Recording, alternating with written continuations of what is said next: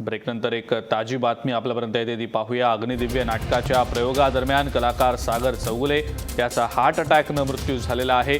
काल पुण्यातल्या टिळक स्मारक रंगमंदिरामध्ये ही दुर्दैवी घटना घडली आहे। अग्निदिव्य या नाटकामध्ये सागर शाहू महाराजांच्या भूमिकेमध्ये होता।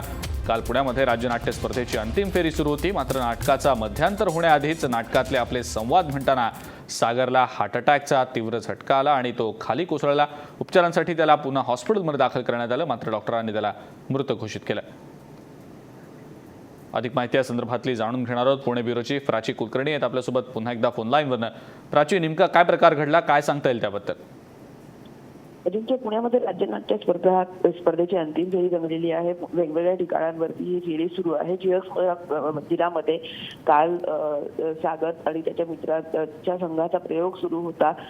कोल्हापूरचा हा सगळा संघ आहे आणि त्या वेळेला प्रयोग सुरू असताना डायलॉग म्हणताना सागरला चक्कर आली। चक्कर आल्यानंतर तो स्टेजवरतीच कोसळला।